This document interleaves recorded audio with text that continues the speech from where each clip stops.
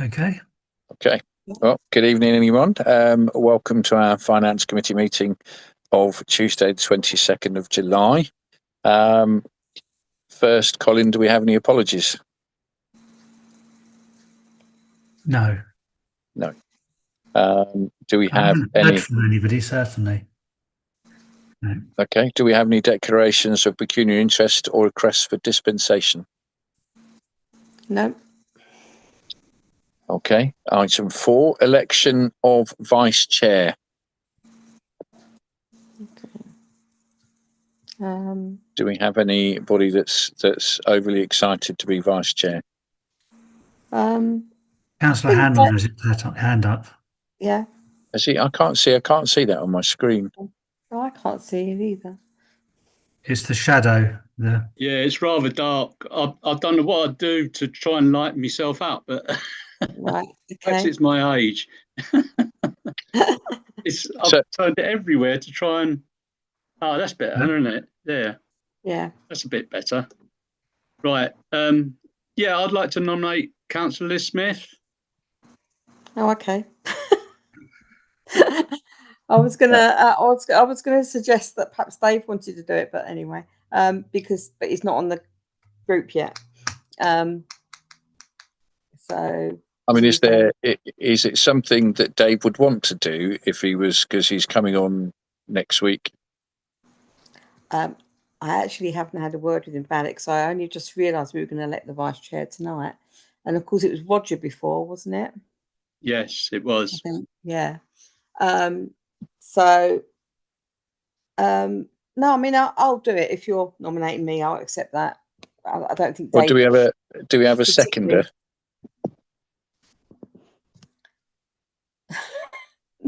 Looks like no. You can do it, Mr. Mayor. You can second it if you like. I'll second it. Sorry, no, sorry. Thank you, Councillor Burns. So, can we have a show of hands then, please, in accepting that? Thank you. Okay, thank you. Accept that too. Thank you. Thank you. Well, thank you, Liz. Okay. So, minutes of the last meeting that was held on Tuesday, the 29th of April. Do you want this on screen?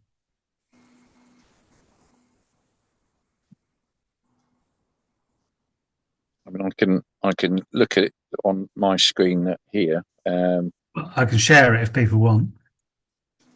Yeah, it's possibly worth sharing it if people. Yeah. Yes, please. Save me looking down. Okay.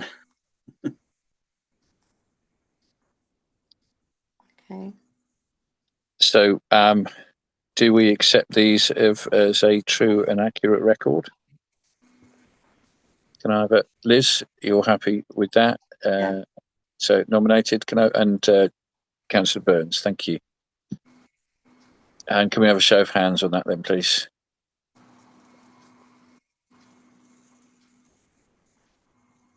Thank you. I should not have done this on my phone because I can't see everybody. I have to keep swiping. So this was a bad idea, never to be repeated.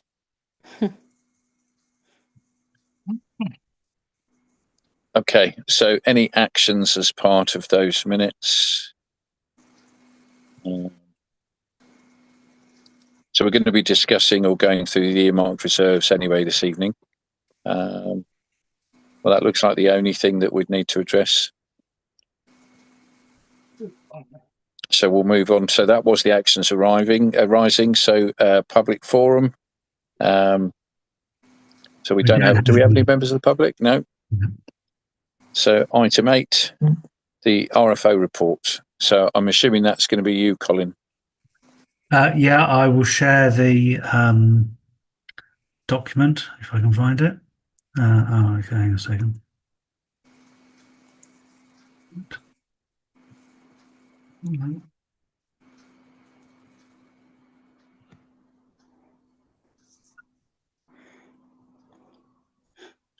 Right, there's too many documents around here. Right, so screen 2. Share that. It should actually be the RFO report. Good. Okay, many thanks to Kerry for preparing the main body of the report.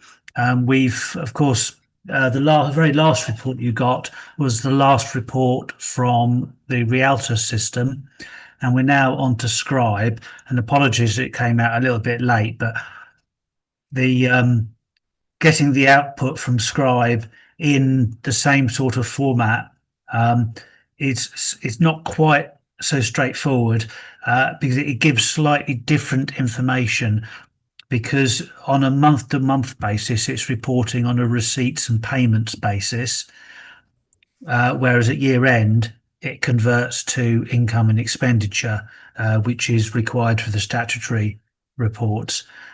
So it just means that we had to just try and get our heads around how to get it to give a meaningful report. So if I'm looking to one side, by the way, it's because I've got another monitor over here in case you think that looks weird. Just looking at just a few things that are not with the right sort of variance. The coffee bar, I think we said that it is a little bit below expectation, although that may be down to our expectation being too big as opposed to the performance being too small, because actually the figures that Councillor Burns provides shows that on a year-to-year comparison for year-to-date, it's actually doing better than previous years. And I think there is a sense it feels busier a lot of the time in there, which is good. And the kiosk figures, it was literally, it opened at the end of May, and the way and because it's receipts and payments, the receipts are when things get banked, and we don't bank every single day. We collect up some of the money, and then we allocate the change we've been given to replenish our floats for the different tills.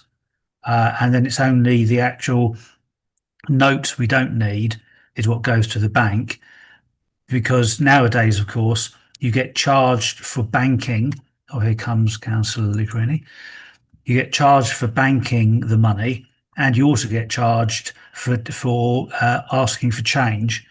So we try and make sure that we keep our all our floats in one piece, and we only bank the excess funds from all of them. So there's always a slight delay between when we actually receive the money and when it's banked. Because we're on a receipts and payments basis, that will now reflect slightly. And it wouldn't really have shown up if we'd done the end of June, because we would have it would have already have kind of smeared over that slight part of May that we were operating. And yeah, community wardens, we had a timing belt service on the van, wet belt. And if anyone knows anything about mechanics, you'll know that wet belt service is a very expensive service. And also we set up new wardens with tablets and PPE. And we also were running low on our stock of graffiti remover, which we buy sort of like 40 litres at a time. So that there was a bit of a cost build up there.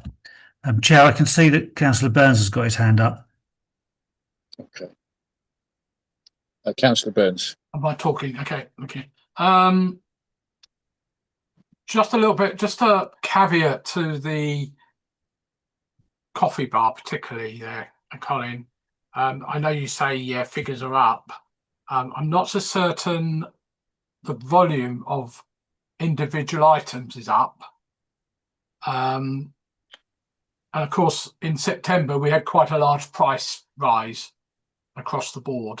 So I think it would be worthwhile, and I could do this, actually doing a like-for-like comparison on items. That's what I did. Yeah, but I took your numbers and I changed the picking for the year-to-date comparisons so that it was the literal year-to-date comparisons to the May the 15th I think it was last year, and May the 17th the year before, for both volume of sales and income, because obviously the numbers that you send through are to year end for completed years. But I went back through and I redid the calculations, so it picked from only the sales that were the year to date matches. Yeah, I'm just a bit concerned when you keep talking about volume of sales, because I don't report volume of sale, I report transactions. Well, volume of transactions. Yeah, which not necessarily, that's why I say that I can actually do a comparison of how many, I don't know, cups of coffee we sold this time last year, for example. Okay, so there were more transactions, Yeah, and we had greater income than the previous year, which was also up on the year before that. just to clarify that. Thank you. Thank you. Councillor Hanlon has his hand up. Oh, Councillor Hanlon. Yeah, Colin, I heard you say equipment for wardens. Yes. I thought we only had one warden. No, at the time we had 3. Oh, right, because the expenditure is it's 65,000. Is that for 1 or 3? 3. That is the 3. Oh, right. Yeah. So they only work part time, obviously. Yes. So you have 2 20-hour posts and a 37-hour post, I think, if I remember rightly, or Right. 30, both 130 and 220s, something like that. Yeah, not being on personnel, see, I don't know these things. No, because I haven't memorised everyone's hours either. Right, thank you. Anyone else? Councillor Councillor Smith, Liz Smith. Yeah, I just wanted to ask a question about the one Haverhill entry Yes. on there. Not knowing very much about what's going on with budgets and things. Obviously, we've got no budget assigned there, but we had an income of 8,000 and 7,317 was spent. Can you just go through with me what that was for? So I think the 8,000, Kerry will confirm, is actually from reserves. Right. And the 7,000 is expenditure from those reserves, because it was a payment for the work done on. I know she's looking at me confused. I've obviously got that totally wrong. Tell you what, let Kerry do this bit. I don't remember exactly who it was, but we had a grant that was then dispersed via One Yes, it Haverhill. was. Right. Yes, I it see. was. It was Cradle to Career. Actually, That's it. That's the name I'm of talking it. about Thank you. happened in the previous year. Yeah. The business plan consultant was the previous year. Yeah. Yes. So Cradle to Career funding, which was actually still from reserves, but that got dispersed in the new financial year. Right. I see. Okay. Through One Haverhill. Yeah. Yeah. Okay.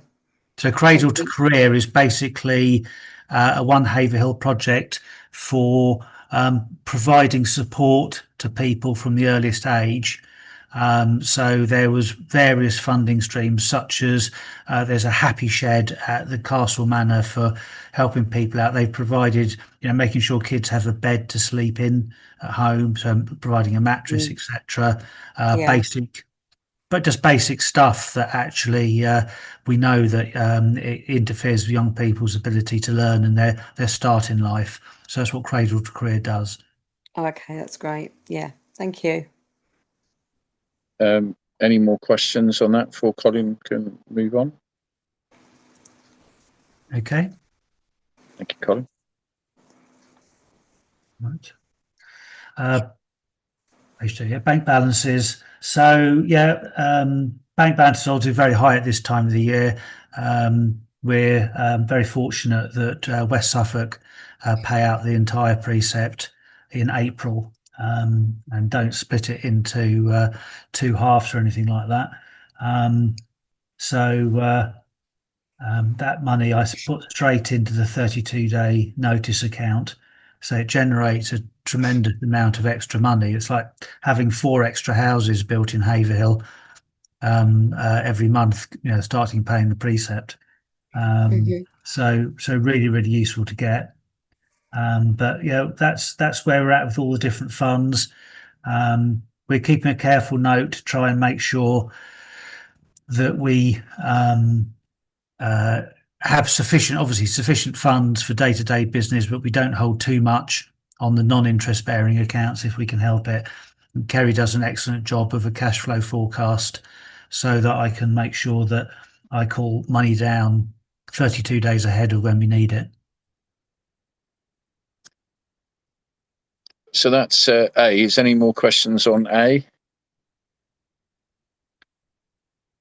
Okay. Did you want to move on to B then? So the debtors, you notice it won't include creditors because on income and expenditure, we don't count the bills that we have received until we actually pay them in receipts and payments version. So there's no creditors list as such. But in terms of debtors, we can see because it's basically the invoices that have been issued and not paid. But as you can see, they're really much of a muchness. They're all 30 days, and none of them are actually remotely overdue. And there's just that local charity £50 at the moment, so it's not obviously that's not a. Don't think that's an issue, is it, Kerry? We're not worried about that one. No, it'll come. Okay. Any more questions on that?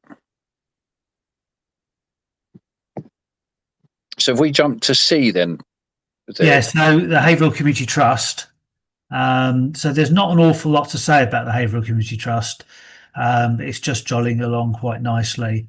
I think the only slight issue we just highlighted here is that there's an expenditure on the zone which is well under what's expected. So we charge the community trust some of the youth work and some of the youth skill stuff that's done for some projects, etc.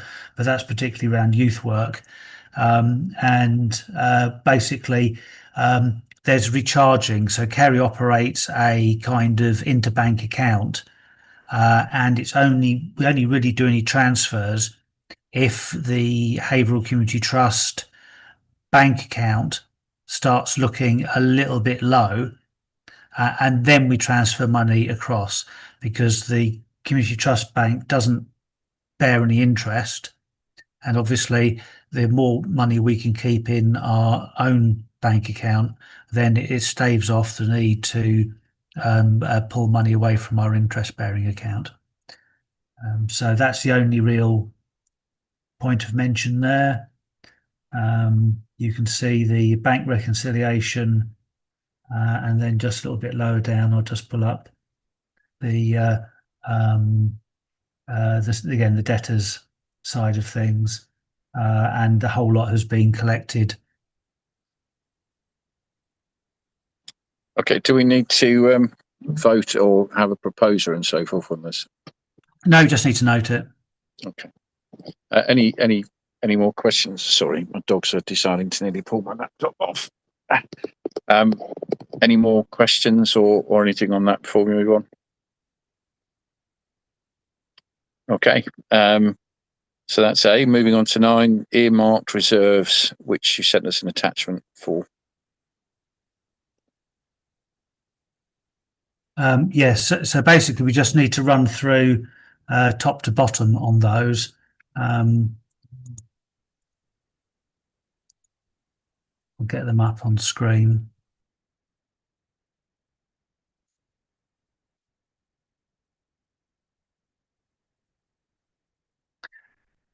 Okay, so just running through them from the top, the UK SPF fund, we have been given funds for that, and that's all accounted for in terms that's project spending, so you don't need to do anything with that. Technical equipment, well, I mean, at the moment there's 17,000, just under 17,000 March 31st. We haven't set a ceiling for it. But I mean, it says the fund is not to exceed the value required for complete replacement of technical equipment. And in reality, that would be an enormous figure. I don't know whether Councillor Burns would be able to even begin to put a stab at the value of all the technical equipment we have, but it's 100,000, I should think. I think, and the rest, Colin. Yeah. Yeah, so I wouldn't change anything on that one, to be perfectly honest, because it stands very little chance of going up. I mean, there could be an argument that in a future budget, if we felt that there was headroom to do it, that we began to build that reserve a bit more in terms of a sinking fund, because really 17,000 is not really going to go very far.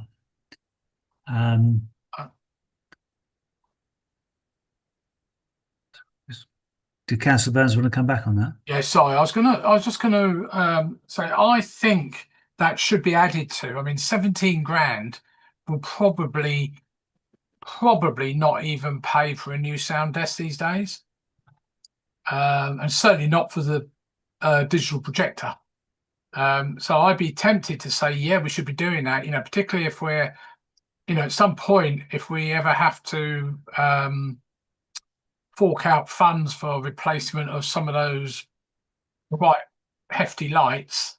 I know they're, you know, some of them are really old now, but if we ever did want to do that, and I know we're talking about other sources of income, but I think that fund ought to be going up and up, and not necessarily with a limit on it, but just to keep going. You know, you put what, 7.5 grand in.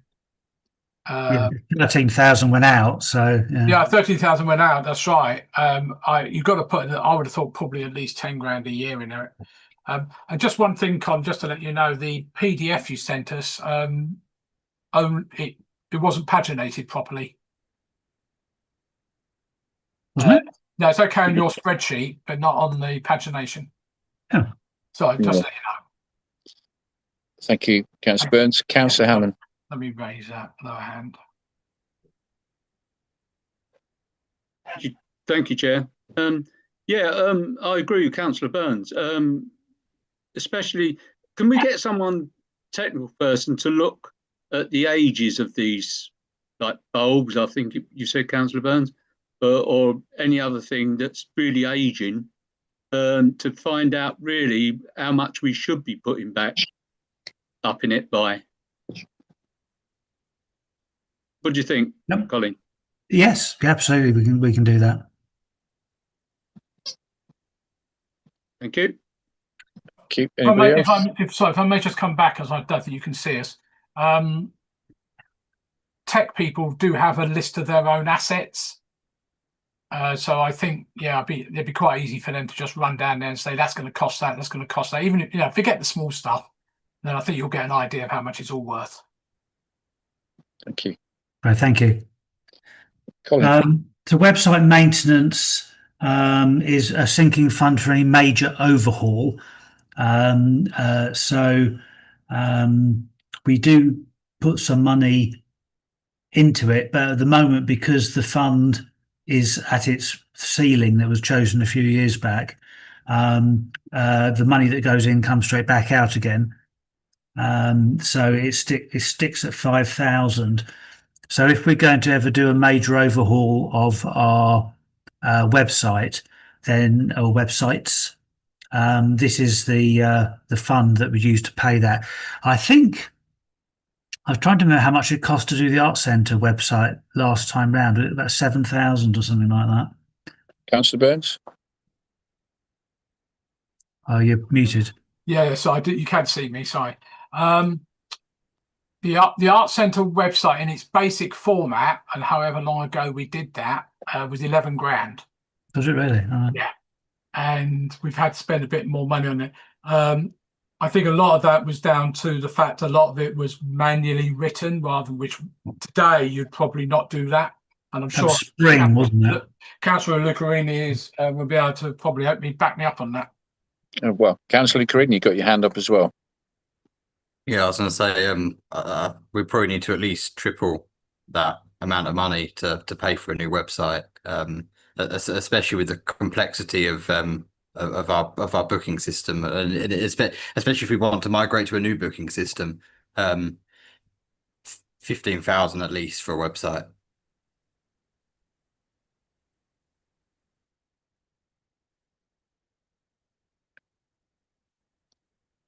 I mean, what's the sort of lifespan they're expecting on our current sort of setup, Colin? Is there any sort of questions about it at the moment?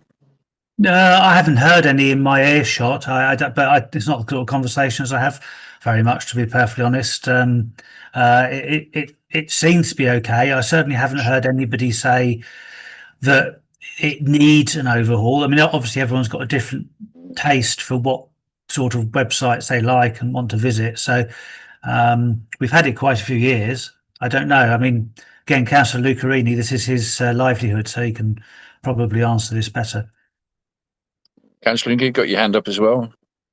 Yeah, I've been doing a little bit of work on the Art Centre website. So we've done a few things to kind of future-proof it and extend its life.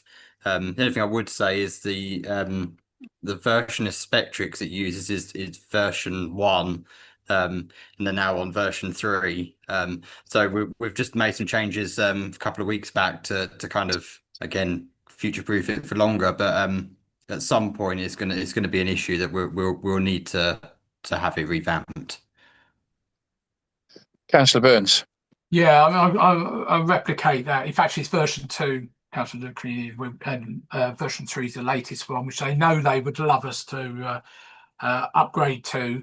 But if we went back to the original developer, it would cost us thousands to do that. My personal view is, yes, it needs a new one, which is manageable by the end user in terms of simple updates.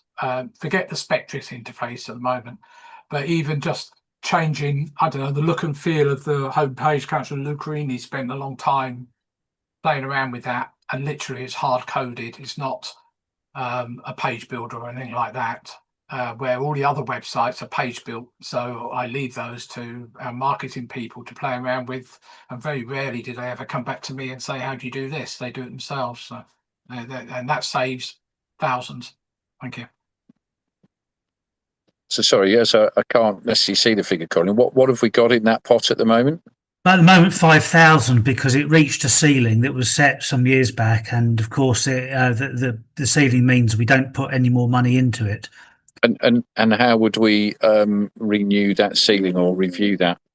Well, this is a recommendation going to full council. So once we've gone through the whole thing, then it would be a single vote to recommend the revised, the revisions to the ceilings, etc., and whatever else we decide to do. It may be, as we go later on, there might be some reserves people don't want to hold at all anymore. I mean, I don't know if anybody else has got any questions, but I mean, Councillor Creaney had a clear view. I mean, what would you recommend would be something we should be looking to put into that on a yearly basis at this point?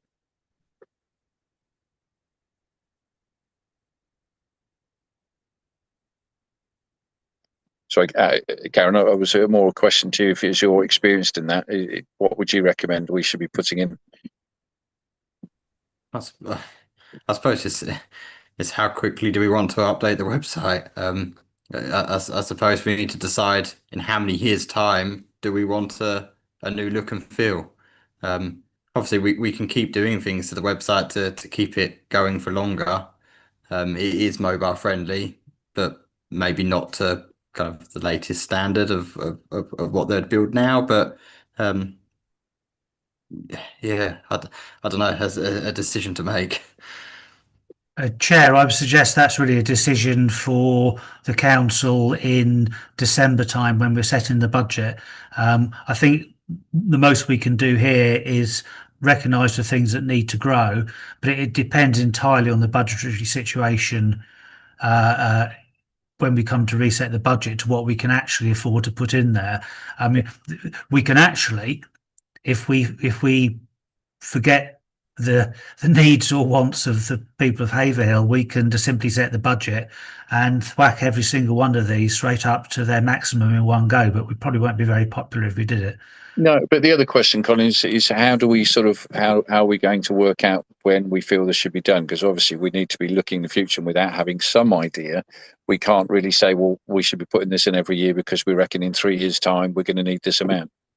Well, you can tell by a little bit by looking at the additions and expenditures.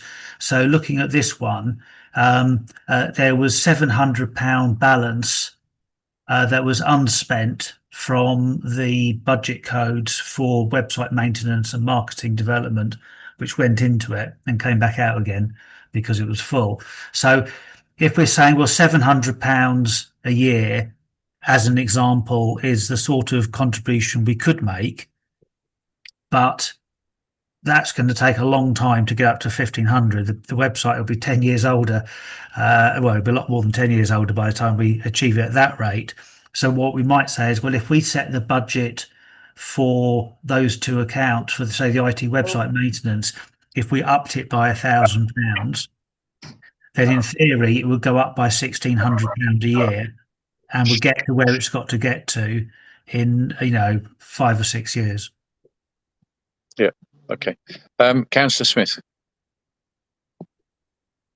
Thanks. I'm not really sure if this is relevant at this point, but with all the news at the moment about websites being hacked or something like that, or these things, do we need any sorry, how to get this?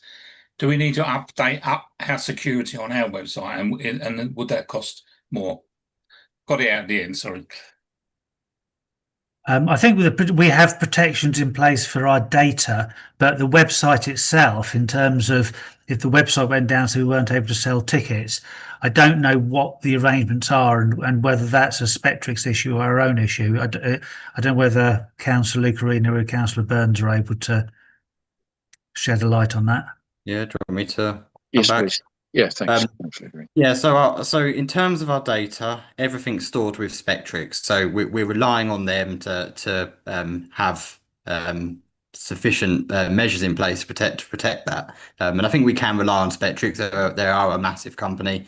They host data for a lot of theatres. So really there's minimal data actually hosted on our own server. In terms of the website itself, we use something called WordPress.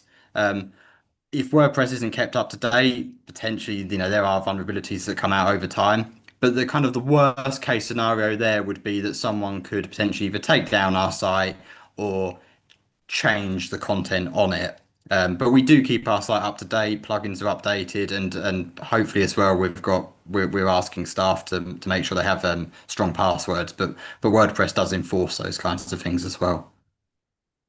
Thank you. Yeah, Councillor, was that the point you were raising your hand for as well? No, Yeah. me. Councillor Burns. No, sorry.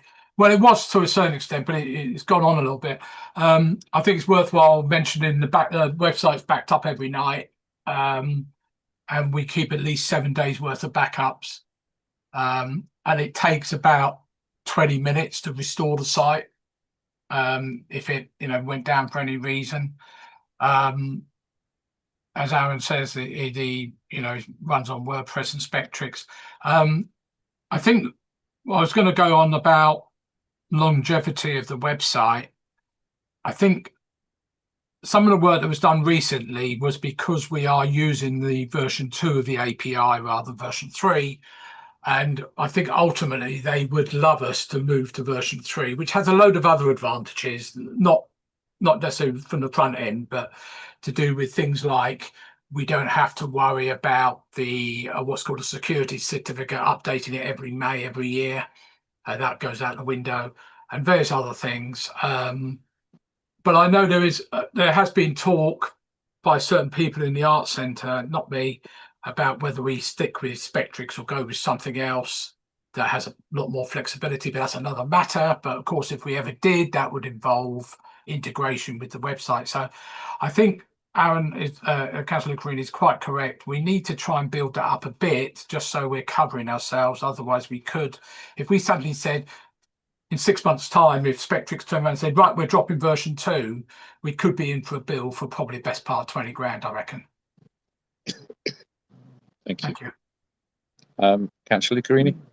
Yeah, just so no one panics as well, I have just checked that Spectrix currently say that they're going to maintain the version we're on for the foreseeable future, so that there's no immediate rush or need to panic. No, but that's not what they've told me in conversations over the phone. So I just want to mention that. I'm not saying we have to do anything, but I just want to mention it. Thank you. Chair, it's worth saying that all these reserves are held for rainy days that we can predict. We have the general reserve for rainy days we can't predict. So if we did suddenly find ourselves with a £20,000 bill to fix the website, we've got 5,000 towards it, and we'd have 15,000 from general reserves. But you can only spend reserves once. Yeah. If I go on, election reserve, we're at the top of that. So I don't see any reason to change the treatment of that reserve. The last bill we actually got was about, Kerry, was about 7,000 last time for the ordinary election in 2023. Came in September that year. Possibly around that. Yeah. I don't It's because we share. specifically. Yeah, it's not. Yeah. So 2027, we should be sharing with the election to the new unitaries for the shadow authority, effectively. Right. Okay. Councillor Carini? Yeah, is there a risk at all with unitary that we won't be sharing an election? You know, say come next year they say that they're gonna hold the elections in 2026. What happens for parishes in 2027? Does that mean we incur a greater cost, or? Well, they won't. They're only getting the business plans in September 25, so they're not going to hold an election in May 26. They've got the mayoral elections in May 26. Their timetable is for the May 27 to set up to have the elections, and then the shadow authority takes over in April 28 as the new authority. So they've got it all timed out. There seems to be so many dates floating around. The same the other way, that if it doesn't happen in 2027 for whatever reason, it gets pushed back further or later into 2027. Do we also have the same problem, or?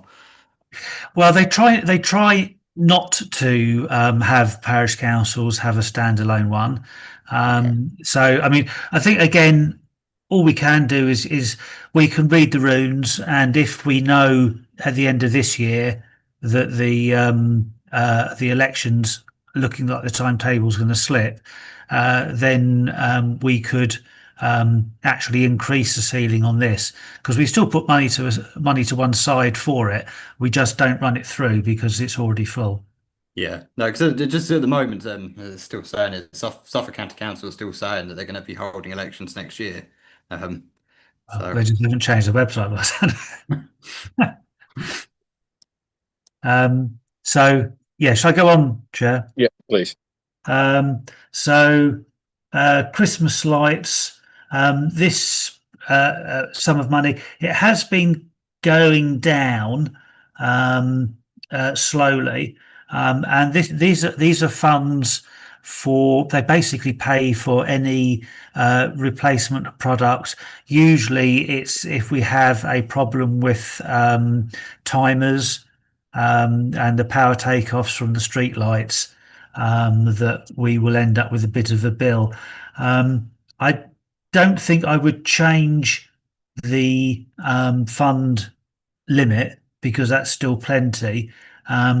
But it would be useful to try and make sure that fund is going up rather than down, because I know that there was a lot of discussion last year that this year we might well find quite a few timers need replacing.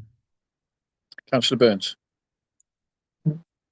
Yeah, I was only going to refer back. I thought you were actually going to say it then, about the concept of whether we replace the lights. You know, we've had these lights for some period of time now. Maybe we ought to think about, not this year, obviously, but think about what we want to do in the future. The lights are being changed for this year. We discussed the need to go out to tender, and the supplier offered to continue for another 3 years on the same contract they signed 5 years ago. So it decided that was a rather more sensible thing to do because they're a perfectly good supplier. So we're getting a new lighting display, but we're not having to pay any extra for it. Councillor De Creamy. I was going to bring it up at leisure near the time, but I was asked last year about leaving the lights on just 24 hours a day. There was businesses that were suggesting that, especially on a kind of a darker winter day, that the lights might as well be on. It almost looks bad than being off. So is there potential that we just do away with the timers altogether? Well, I mean, yes, Like, it's not terribly expensive with LEDs to leave them all on the entire time. well, that's what I was kind of thinking. Is there much difference in electricity that we just leave them running? No, you're right. There's not really an awful lot of difference. And to be honest, if we would obviously spot the ones that go out, but generally speaking, we seem to more often, bizarrely, have a problem where Christmas lights are on when they're not supposed to be on, rather than off when they're supposed to be on. But yes, if that's what councillors chose, yes, I would suggest you raise it at leisure and community. But that's probably an easy fix because it may mean we don't have to actually change the timers. Yeah.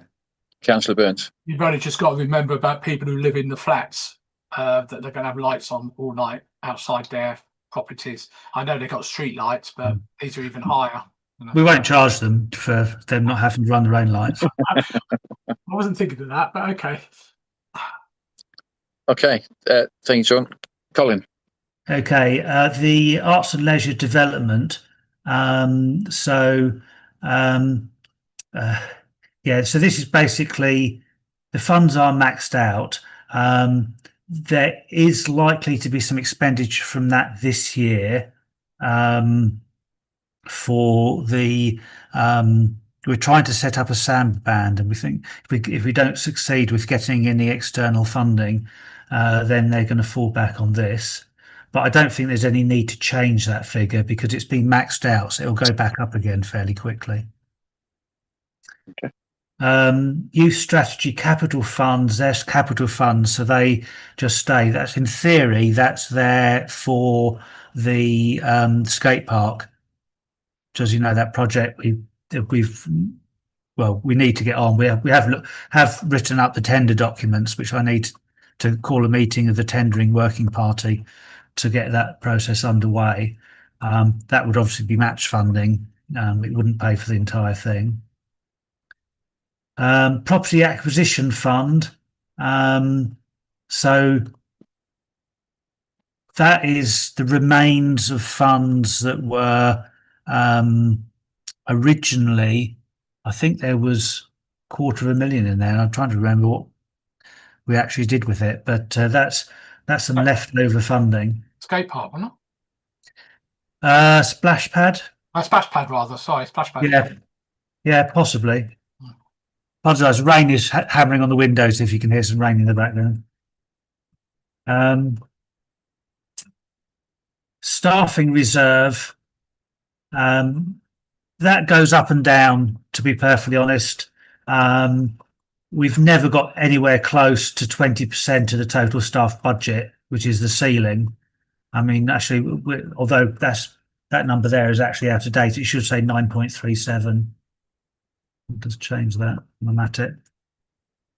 So we're half what it should be, but obviously it's quite a lot of money. So it's been there or thereabouts forever. So whilst it's a useful cushion, I don't think there's any argument to push it upwards. Long-term maintenance provision. So this one has been slowly eroding.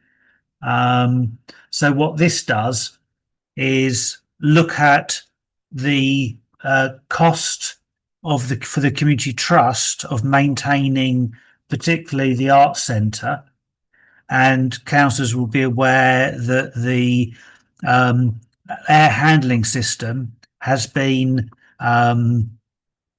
it's been obsolete and ready for replacement since before I arrived in the Arts Centre 11 years ago. You know, it's doing well. It would be a huge cost, and as you know, we're looking to try and find funding through the Heritage Lottery Fund for a whole load of changes to the whole heat and vent system, the whole building. So it's kind of been wrapped up in there. But that number has not been able to go up at all. If anything, it's I think it was 170,000 when I joined, so it's floated down by about 4,000 a year. So I think that's one number where it would be good to begin to pull that figure back up, because it'll if we need match funding at all, it would be useful leverage. Well, the councillors have any thoughts on that?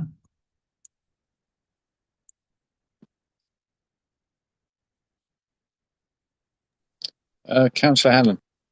Could we put 4,000 a year back into it? What we took out?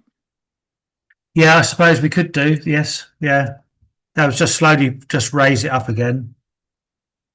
Thank you. Councillor Burns. Yeah, I was actually going to suggest more than that. The reason being, if we're spending £4,000 a year, we still ain't gonna go up anymore.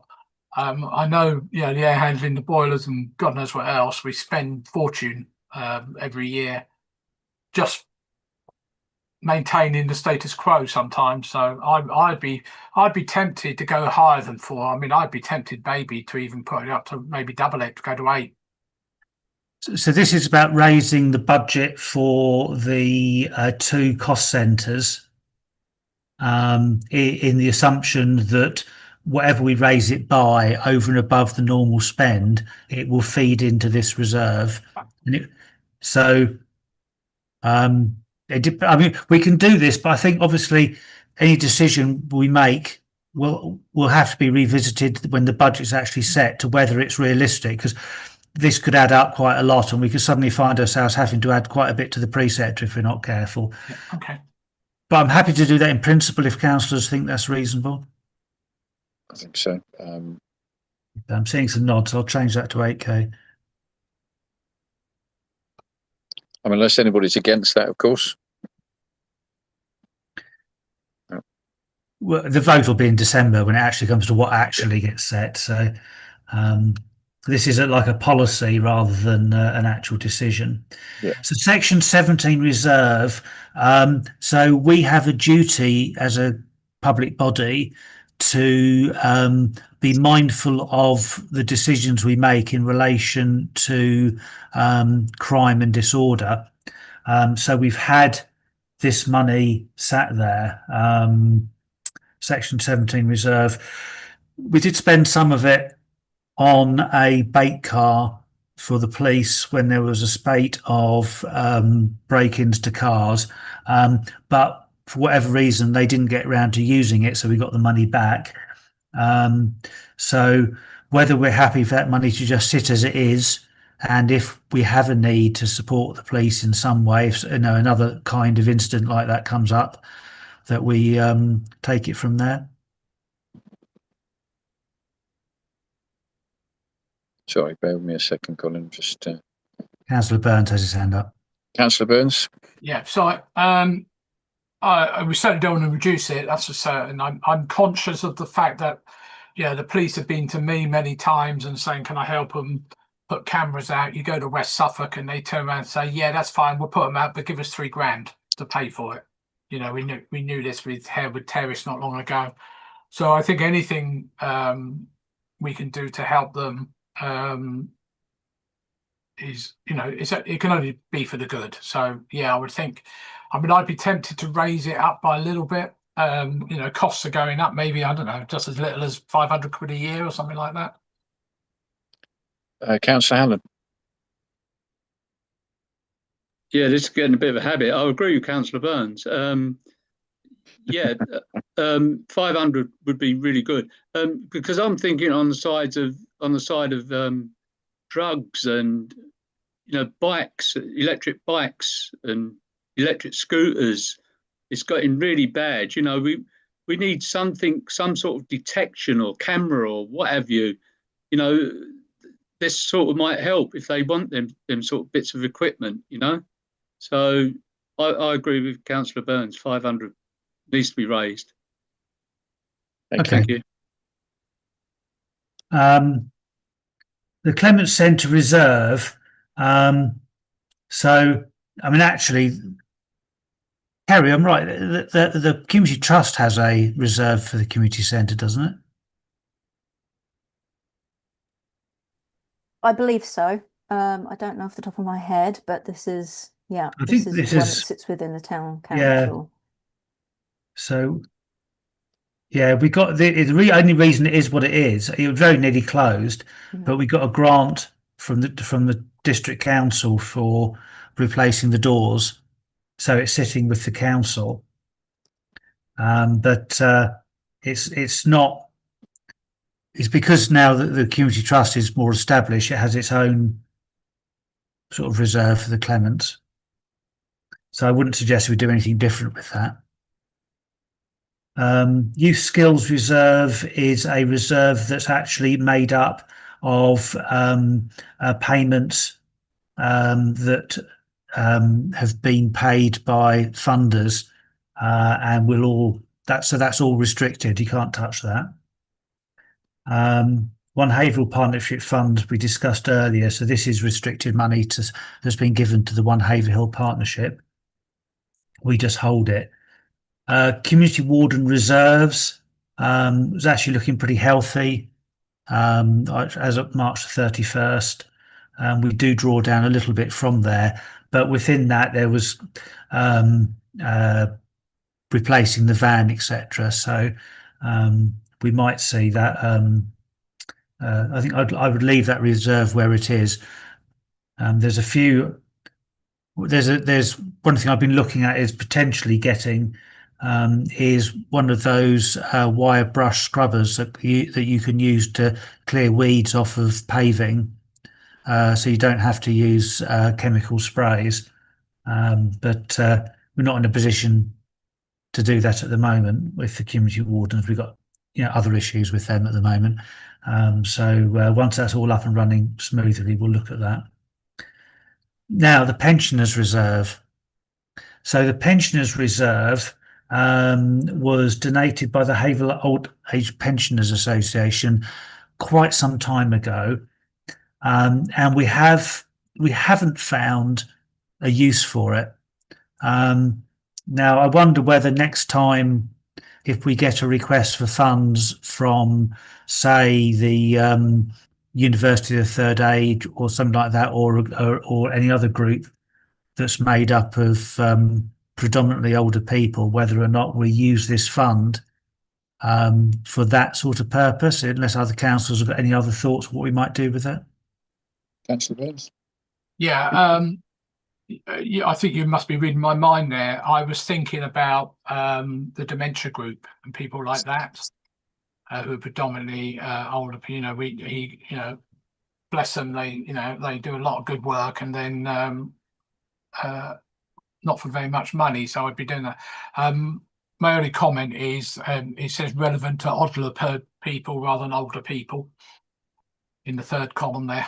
But yeah, anything, we ought to, it was a bit like the few years back where we had the Chalkstone Tenants Renters Association. They disbanded, and we spent half of it on, or some of it on a defibrillator up in Strasbourg Square.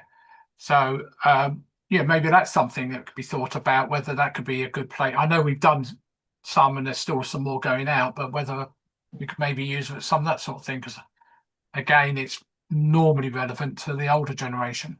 Thank you. Councillor Carini. Given that this is money above what we'd normally be able to give out in grant funding, can we not actually almost go out to some of these organisations and say that we have another pot of money that as a one-off that they can apply for and see what projects they want to bring forward? I was more thinking that it would stretch our own grant pot by using this fund for grants where we could, and therefore not just take from the general grant fund. But yeah, We could do, yeah. if that's what councillors want to do. I was just thinking, just because it was donated to us, whether we should be using it for the purpose of just trying to stretch our normal grant funding, or whether we should just make sure that this money definitely goes to those kind of groups that the Old Age Pensioners Association would have wanted it to have gone to. Yeah, we can arrange some marketing on that.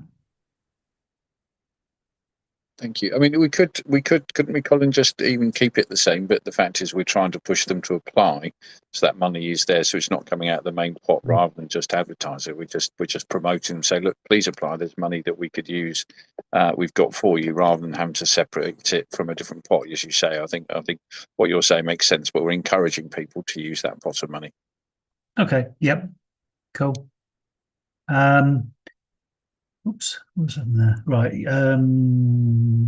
Youth strategy vehicle fund. So yes, we're gradually building up the funds to replace the on the spot van. I think that's got another 2 years worth of 5,000 a year. If it gets up to 50,000, then we've probably got sufficient in that fund to be able to replace it at the point we need to. Obviously, it's a van that's then been kitted out as a mobile youth platform, effectively. Under Sandra Linane's stewardship, it has been very carefully looked after, but it is now, as I say, it was 2008 that vehicle was first on the road. So it doesn't owe us anything. It's a good age now. Councillor Allen. I presume, would that be enough for an electric van, Colin? Well, I mean, we can keep on going, but I mean, I'm just saying that at the moment I wouldn't change the rate of increase, because it's easily going to last 2 more years, so that'll be quite a big old lump of money to begin with. And again, we can always look for third-party funds to try and support us.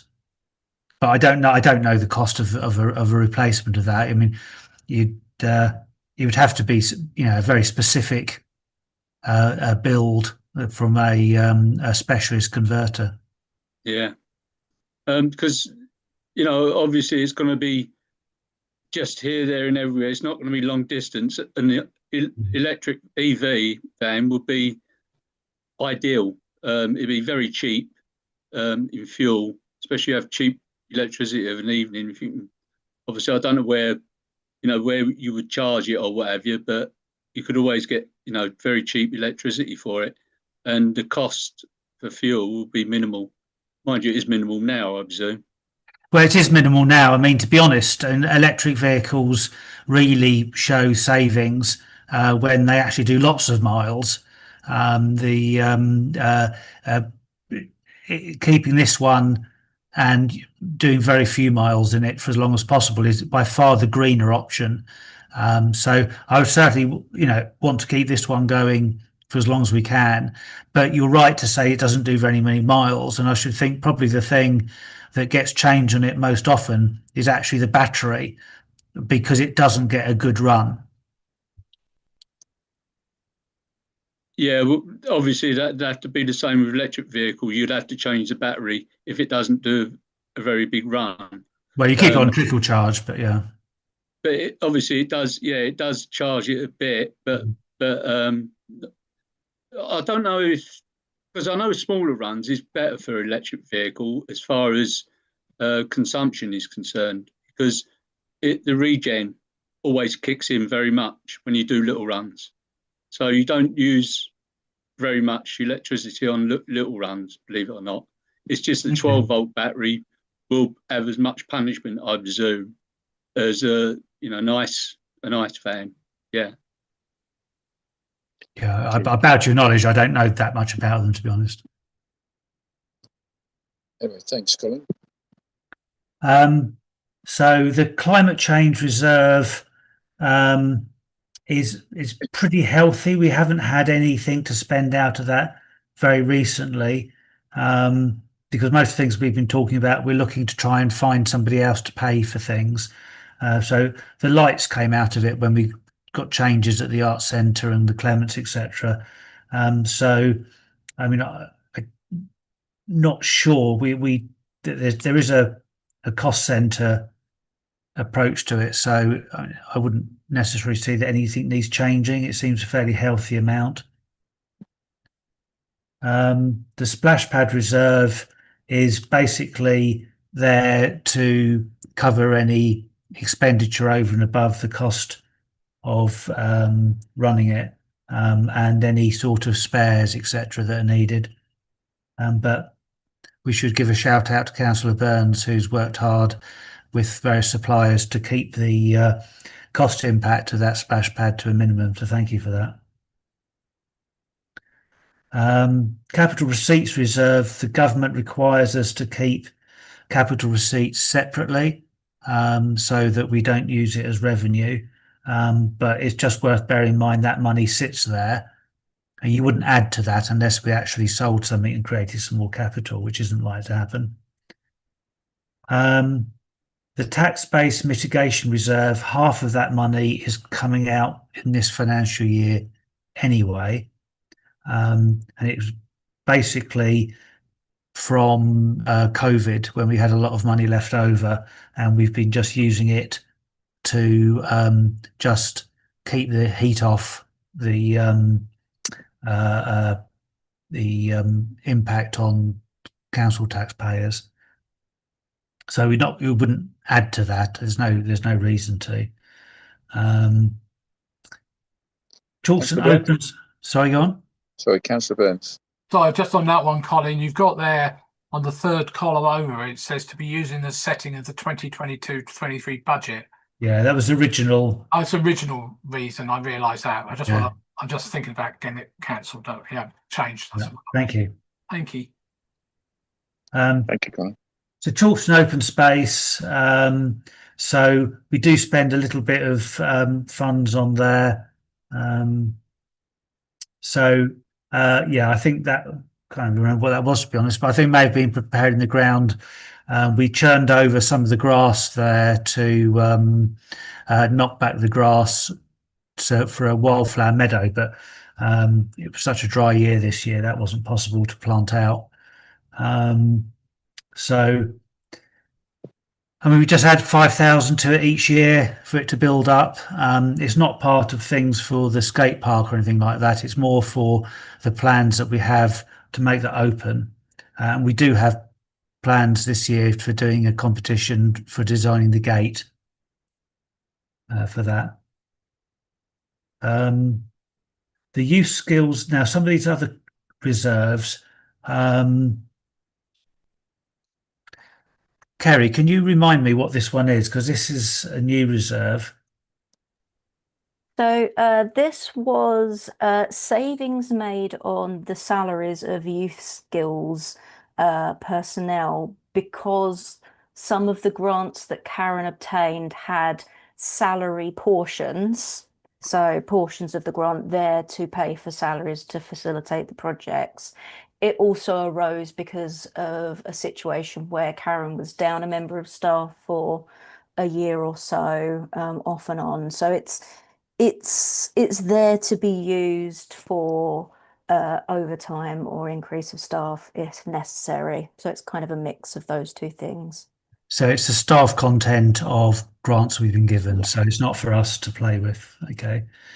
So the community grants, this is where a grant given, and I think I can't remember why, there's a voluntary network grant that sat in there. Can you remember what the circumstances were there, Kerry? Because we said they'd have to apply again because they've taken so long to do anything about it, because it was withdrawn. So, yeah. I'm trying to remember. I can't remember off the top of my head, but I can investigate that and just come back to you on that. I think it was held going over, and then they withdrew the application after the grant was held over. So in theory, some of that money might be able to be released back into the grant pot. Councillor Burns? Oh, yes, because of it going over year end. Yeah. It was 2, maybe 3 years ago. They applied for the grant. We gave them the grant, and as you said, it just wasn't applied for. And it was several months later, into the new year, that they just withdrew it because they'd obviously done all their budgets and everything. And why they never applied for it, filled out the bit of paper that says, yeah, we'll accept it. I don't know. Don't know. Okay, so we'll check on that and find out what money's in there. So that's basically where you awarded a grant, but for whatever reason they haven't, as Councillor Burns described, accepted the grant. So we hold it over in a reserve so that if they do actually send in their chitty to ask for the payment to be made, the money's sat there and doesn't have to come out of the new financial year. But we just need to check whether any of that money is now still, in theory, held for somebody, or whether it can all be released. Councillor Smith? Wondering, do we have a use by date on these grants that we, or can we put a limit to the time that he must use it? Well, we don't normally have people who don't bother with it because we chase them up. But we do occasionally get it's normally just because if there's a grant award right towards the end of the financial year, we carry them forwards. The voluntary network one was a slightly unusual one. Yeah, it's just a shame that if we turn down grants because we think we've already spent the money, and then people don't take it, it's Yeah. Seems a bit I say it's a very unusual thing to happen. Most people, not surprisingly, are quite quick to fill in their forms to get the money paid out. So that will sort out. Street furniture.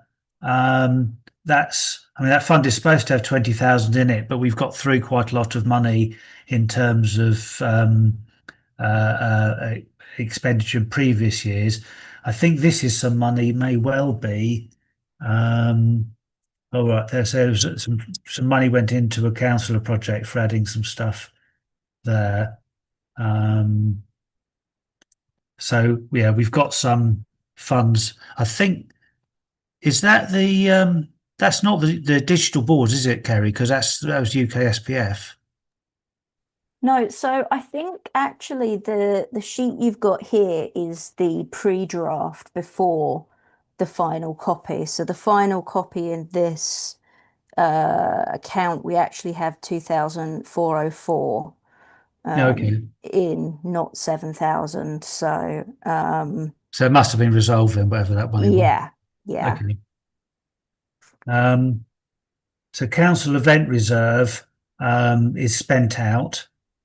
And that was basically just any change that we may have had from running events over the course of the year went into a reserve. But we don't have, it does happen, we didn't have any money left over. We spent out the lot. But it's possible that this year we might underspend. I'd be surprised, but you never know. We might underspend, in which case the reserve there. It is useful to have some money in case we have an overspend. But you could equally say general reserves can work for that. So whether councillors feel that there ought to be an event reserve. I suppose it'd also be prudent to have something there. Councillor Lucarini. My personal opinion is I don't feel we should really have one. I think we've got good budgets set for all our events. I don't see really there's a need to go further than that. Councillor Burns? Yeah, I think Councillor Lucrini probably said what I was going to say, is that I am concerned that effectively we overspent by £8,000. For what reason, I don't know. I don't think we should be encouraging overspends on budgets. Budgets are that they're you don't spend a budget, you aim to not spend more than that budget. So I'd be tempted not to do anything with it. managers can't access reserve just because they fancy it. Of course, it's there to cushion any unexpected No, costs. I understand But we that. can use general reserves just as Yeah, easily. exactly. Yeah. So the Good Neighbours Reserve is a reserve that is that's basically controlled. So the last set are all control accounts. Do you want to explain those, Kerry? Yeah, absolutely. So as part of the move from our old finance system, Realtus, to the new Scribe system, some of what we used to run as control accounts in Realtus now have to be dealt with as earmark reserves to pull funds from one year to the next. Now, so the Good Neighbours Reserve is money we have where volunteers go out and do some shopping for some elderly people. The volunteer we reimburse the volunteer and then the elderly person reimburses us. So essentially, this is a money in, money out account. As at year end, it was at 0. So we carried forward nothing there. Felix is we sell tickets in the art centre for the Felix coaches journeys because that's quite easy for some people to use. This is definitely a draft because at year end on the final one that was also at 0. The ongoing issue you can see there highlighted got resolved, so that's fine. I'm going to pause there because I think Yeah, Councillor Burns.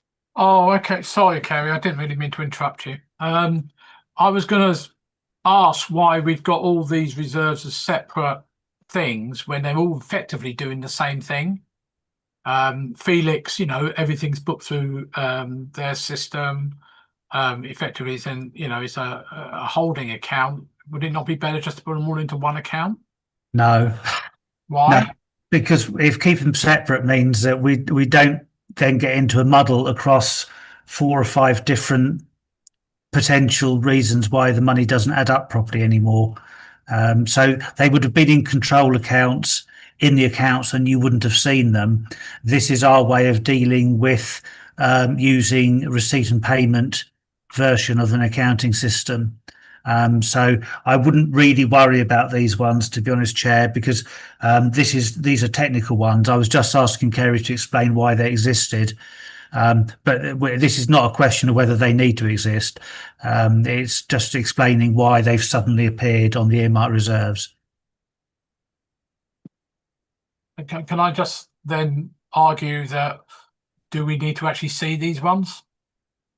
They're just in and out accounts effectively, aren't they? They are, but they are earmarked reserves for the purpose. But they are in and out, so you don't have to do anything with them. I was just getting Kerry to explain why they were there. Yeah. I'd call them something different, but that's me. Okay, thank you. Kerry, thank you. Okay, so as John said, they are all much the same. Promoter hire is where we sell tickets and reimburse the ticket sales to a third party. So we hold money for a little bit and then pay it out once the show's happened. Gift vouchers, self-explanatory. We hold a balance of gift vouchers for people to use. And finally, booking deposits. We have booking deposits for the Clements Community Centre. Once the booking has happened and there's no damage, we refund those deposits. So yeah, they are all control accounts in and out, and they all hold pretty low balances, so it's not large. Councillor Burns. So I just come back one slight little thing on the gift account. Gift vouchers side of things, Kerry. Okay, there's 1,300 odd quid in there. Do we give a time limit on these so that at some point in time we? Yes, we did. Councillors set a rule for the gift vouchers. Gift vouchers that are more than a year, so they don't have an expiry date as such, but we discount gift vouchers in terms of the accounts if they are more than 12 months old. Is that right, Kerry? Yeah. So in other words, we think the chances are they're never going to be cashed in. Yeah. So they're not really a liability anymore. No, that's fine. That's fine. Do we have any more questions on earmark reserves? Nope. So, Colin, are we noting this, or do you need us to accept it? It's just a proposer and seconder to recommend this to the changes to full council. Okay. Can thank you, Councillor Liz Smith, and seconder, please. Oh, sorry, Councillor Burns. Thank you, appreciate that. And can we have a vote on that, please? Show of hands.